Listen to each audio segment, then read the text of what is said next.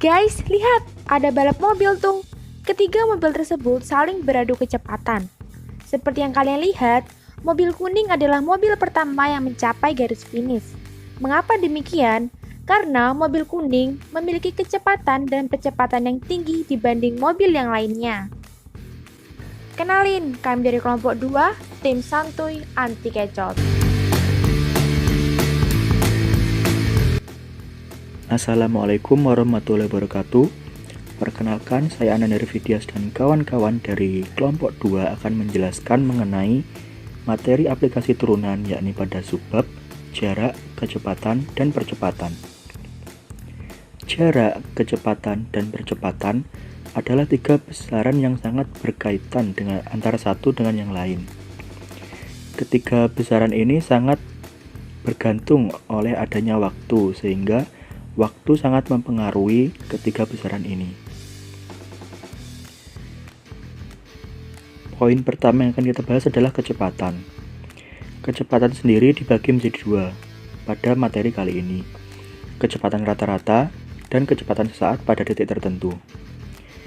Kecepatan rata-rata adalah jarak perjalanan rata-rata yang ditempuh tiap satuan waktu, di mana secara matematis dapat dirumuskan sebagai V sama dengan delta S per delta T, di mana delta S adalah jarak tempuh rata-rata dan delta T adalah waktu yang diperlukan.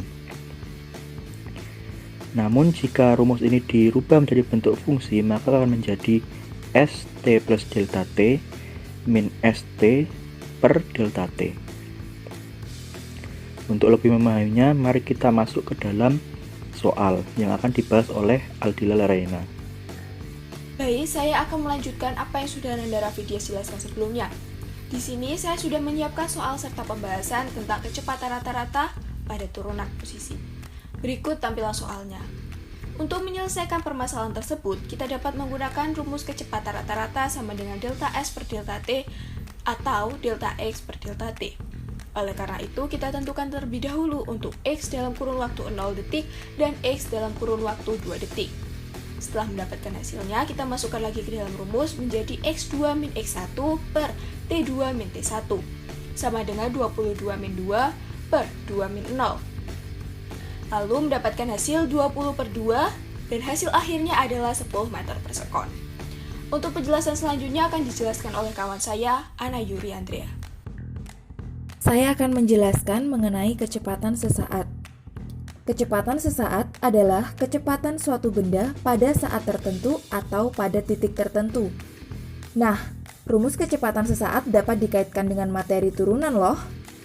Apabila jarak yang ditempuh suatu benda dalam T detik dinyatakan dengan ST, maka kecepatan sesaat benda pada waktu T detik atau VT dapat dirumuskan sebagai ds per dt atau juga dapat ditulis sebagai S aksen T.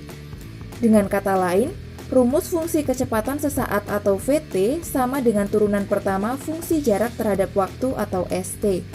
Untuk lebih jelasnya, berikut contoh soal yang akan dibahas oleh teman saya Asila Dinda. Berikut ini adalah contoh soal beserta pembahasan terkait materi yang Ana Yuri sudah jelaskan. Dari soal di samping, diketahui H sama dengan 4 meter dan HT sama dengan min 3T kuadrat plus 15T min 8.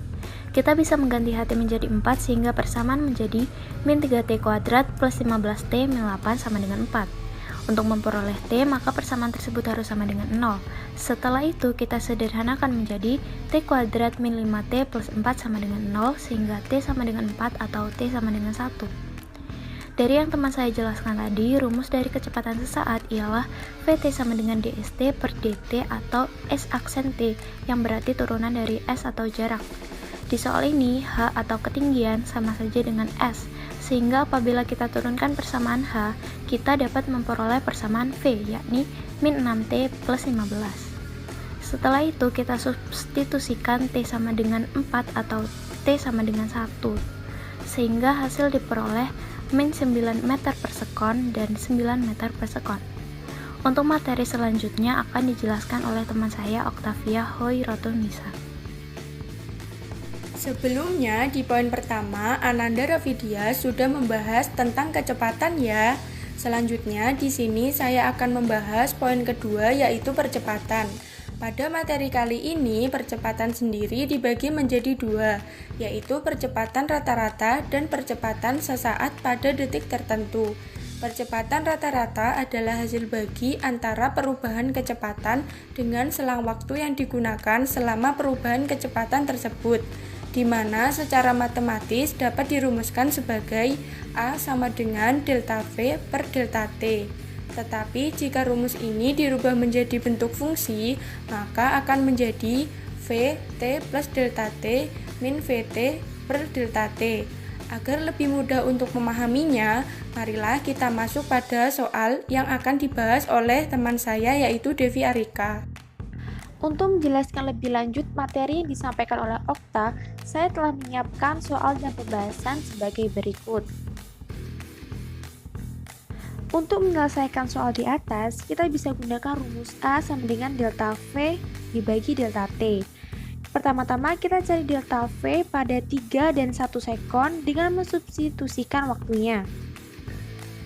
Kemudian, hasil yang sudah ditemukan dibagi dengan delta T yaitu 3 dikurangi 1. Sehingga hasilnya yaitu 15 per 2 sama dengan 7,5 meter per sekon kuadrat. Untuk subbab materi selanjutnya akan disampaikan oleh teman saya Raisa Putri Azahra.